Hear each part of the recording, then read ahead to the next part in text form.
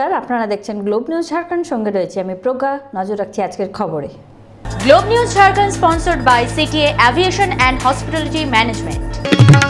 শুক্রবার Shri Akhilesh B warrior জেলার ৬৮তম police ক্যাপ্টেনের দায়িত্ব গ্রহণ করেন। সুপারিনটেন্ডেন্ট কার্যালয়ে প্রাক্তন এসএসপি শ্রী কিশোর কৌশল পুষ্পস্তবক দিয়ে নতুন এসএসপিকে স্বাগত জানিয়েছেন। দায়িত্ব গ্রহণের পরে এসএসপি শ্রী ওয়ারিয়ার বলেন যে জেলাতে কোভিড-19 নো এন্ট্রি আমাদের অগ্রাধিকার হবে। স্বরাষ্ট্র মন্ত্রক এবং ঝাড়খণ্ড সরকার কর্তৃক নির্দেশানুসারে লকডাউন কঠোরভাবে অনুসরণ করা হবে। জেলার সীমান্তে নজরদারি ও টহল বাড়ানো হবে। লোকেদের লকডাউনে ছাড়ের সুবিধা গ্রহণ করা উচিত, তবে এর উল্লঙ্ঘন করা উচিত নয়। সাইবার অপরাধ, অর্থনৈতিক অপরাধ, মহিলা ও শিশুদের বিরুদ্ধে অপরাধ এবং অন্যান্য অপরাধের বিষয়ে পুলিশ বিশেষ নজর রাখবে। मेरा नाम अखिलेश वारियर है। मैंने एसएसपी धनबाद का प्रभार कल अपराह्न में बैचमेट किशोर कौशल से लिया है। धनबाद में आने के बाद आज आपके साथ इंटरेक्शन हो रहा है। मैं 2012 बैच का आईपीएस ऑफिसर हूँ। पूर्व में मेरी education mechanical engineering Kerala university में हुई। उसके बाद चाईबासा में ट्रेनिंग, टंडवा एसडीपीओ, और उसके बाद गिरिडीह और चतरा ज़िला में सेवा करने का मौका मिला और अभी धनबाद आए। चतरा और गिरिडीह में सभी जो लोग थे उनका बहुत सहयोग मिला और हम लोग की कोशिश थी कि पुलिसिंग एज ए सर्विस का मोटो जारी रखें। धनबाद में भी वही प्रयत्न रहेगा और यहाँ की जो भी जनता है और आप मीडिया कर्मियों के माध्यम से भी और आपसे भी अनुरोध है कि कोई भी सूचना, कोई भी इन्फॉर्मेशन अगर पुलिस को कन्वे करनी हो तो आप लोग कन्वे कर सकते हैं। मेरे नंबर्स भी आपके पास हैं। अनुरोध होगा कि कोई भी ऐसा इन्फॉर्मेशन अगर आपको मिले जिसमें लगता है कि पुलिस को कॉग्निजेंस लेने की ज़रूरत है तो ज़रूर बताएं।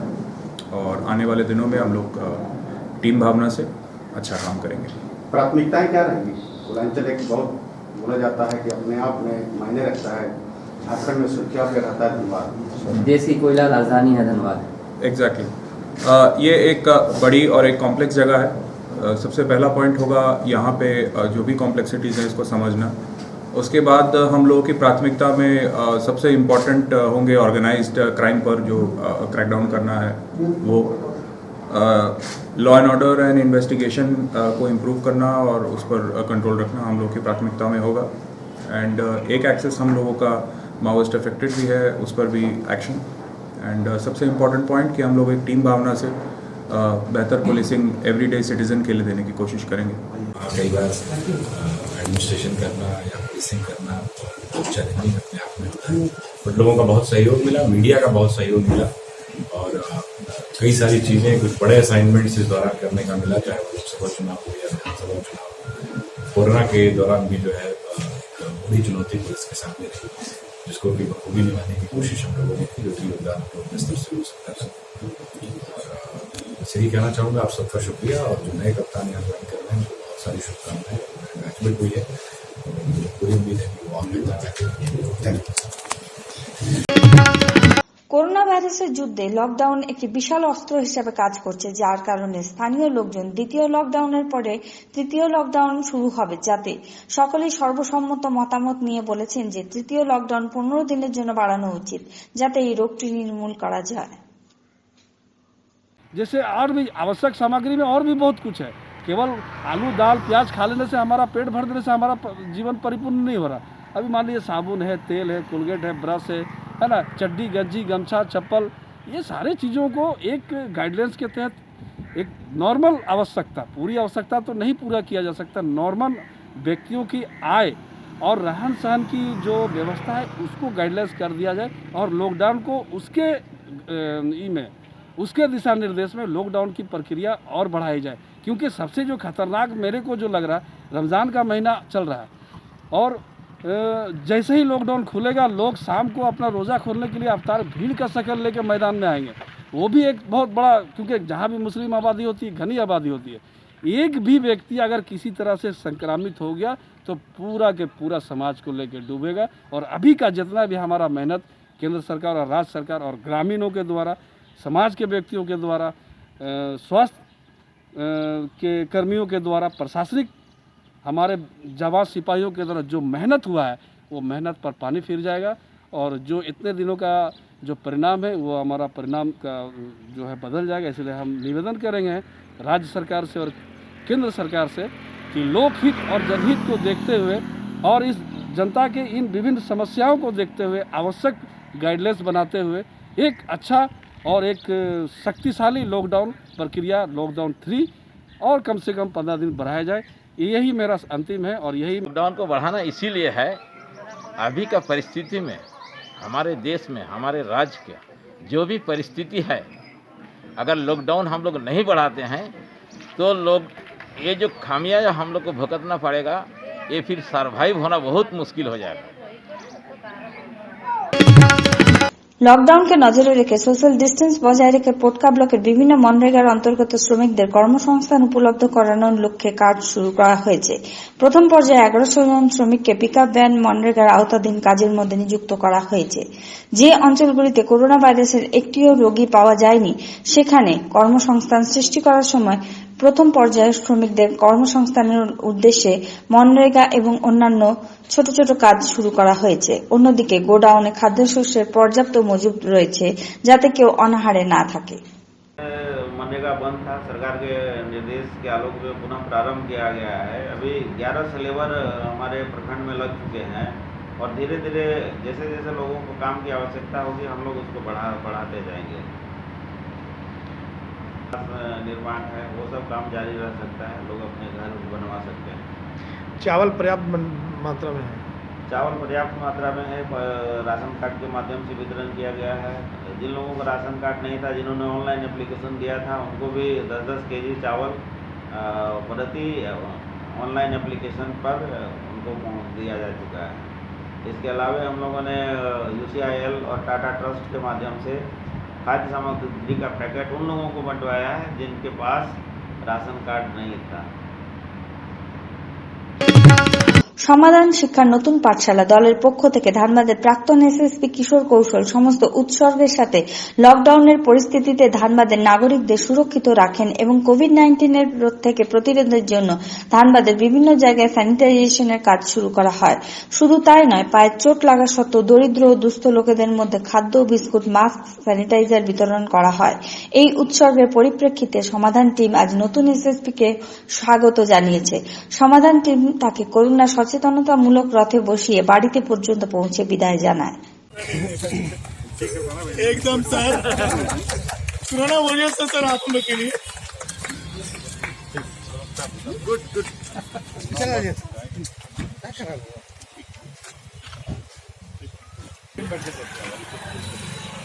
नहीं पीछे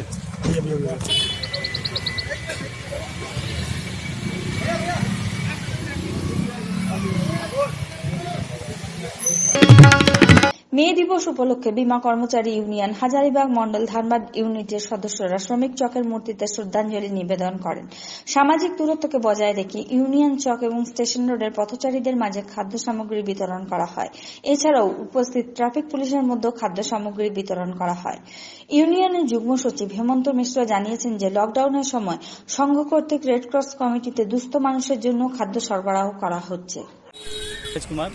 बीमा कर्मचारी संघ हजारीबाग मंडल के संयुक्त सचिव।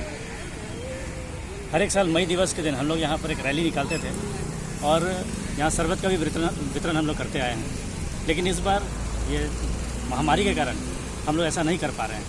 लेकिन फिर भी अपनी उपस्थिति यहाँ जताने के लिए यहाँ जितने भी ज़रूरतमंद हैं स्टेशन एरिया में उनको हम लोग आज खाना का पैकेट दे रहे हैं और करेंगे हम अपने सारे मजदूर से, चाहे वो भारत के अंदर हों या भारत के बाहर हों, इस महामारी में एक साथ जुटकर लड़ाई करें। मई दिवस के अवसर पर बीमा कर्मचारी संघ की तरफ से हम लोग सोशल डिस्टेंसिंग मेंटेन करते हुए यहाँ श्रमिक चौक पे श्रमिक की मूर्ति पे माल्यार्पण किए और दुनिया के मजदूरों एक होगा स्लोगन दिया। और हम भारत सरकार से आज ये मांग करते हैं कि सभी को स्वास्थ्य सुरक्षा दी जाए और सभी को फूड सिक्योरिटी दिया जाए।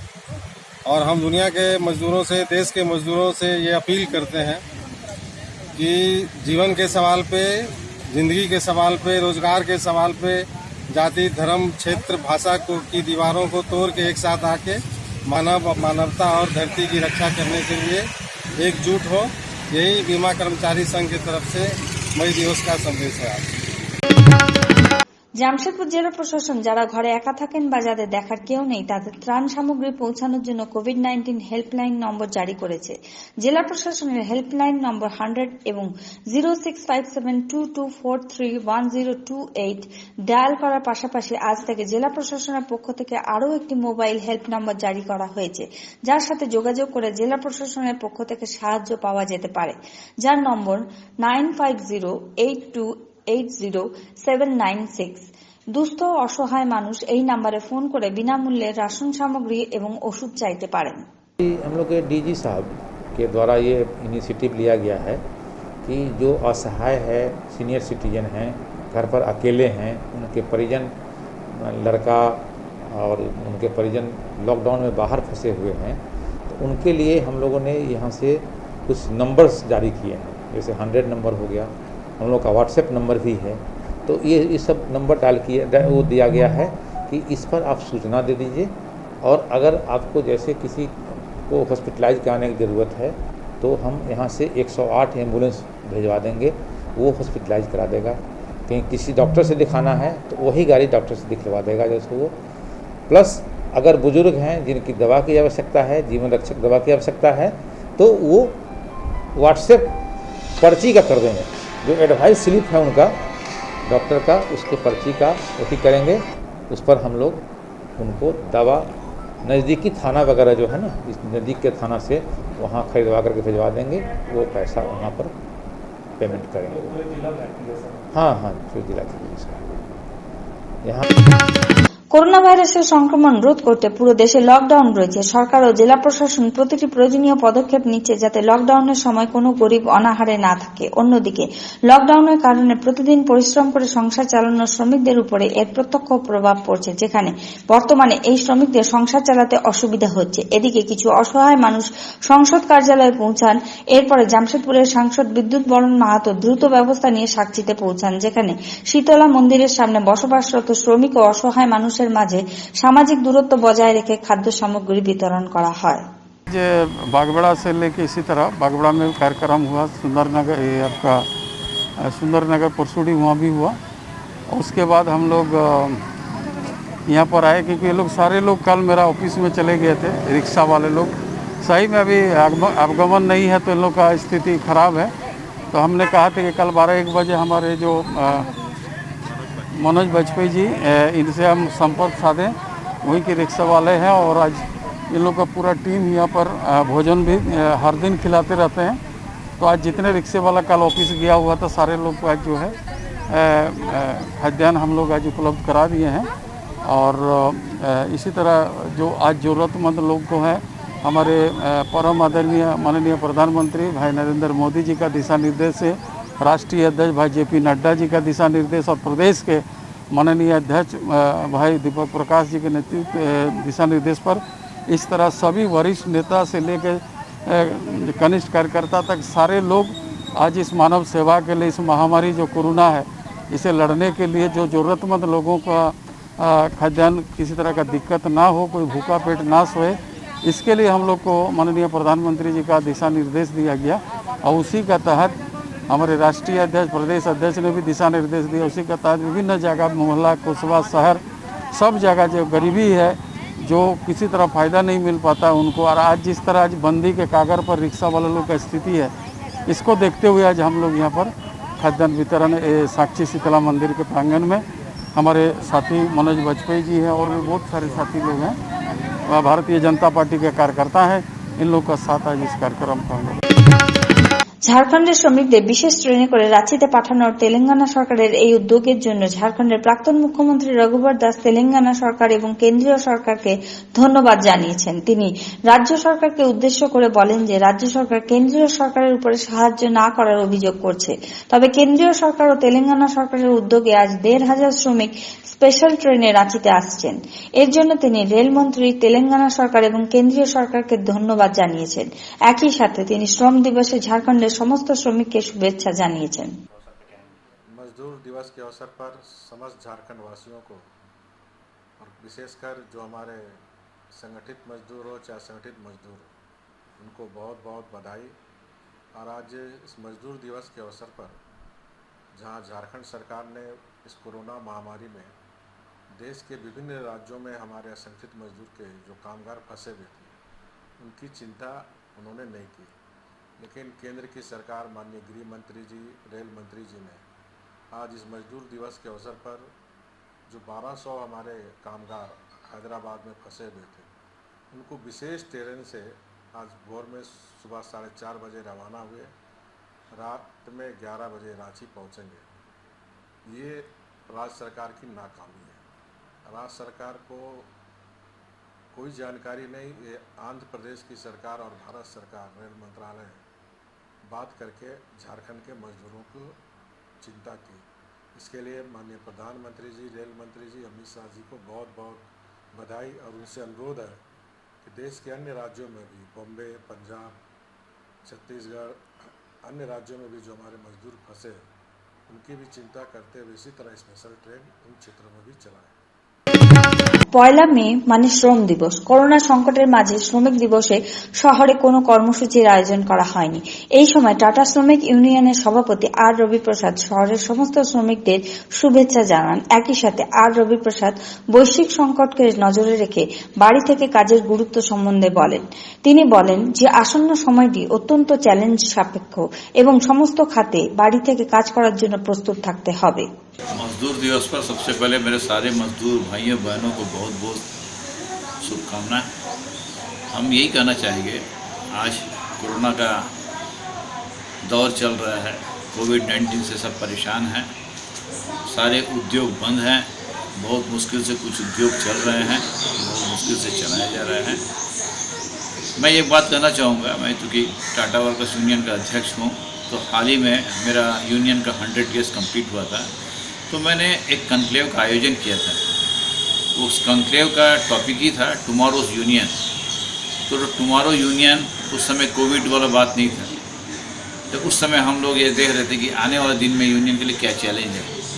तो ये चैलेंज अभी इमीडिएट दिखने लगा है कि आज इस युग में कोरोना का चलते जो वर्क फ्रॉम होम सब स्टार्ट हो गया है, जो हम लोग सोच रहे थे कि वर्क फ्रॉम होम होगा, IT कंपनीज में होगा, बाद बाकी जगह नहीं हो पाएगा, लेकिन देख रहे हैं हर जगह, बहुत सा जगह जहाँ जहाँ हो सकता है सब हुआ।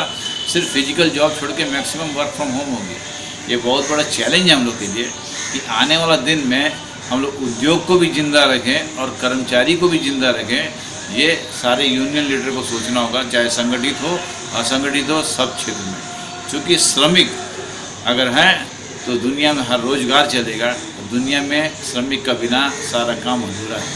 इसलिए मैं इस दिवस पर एक बार पुनः सबको बधाई देता हूँ।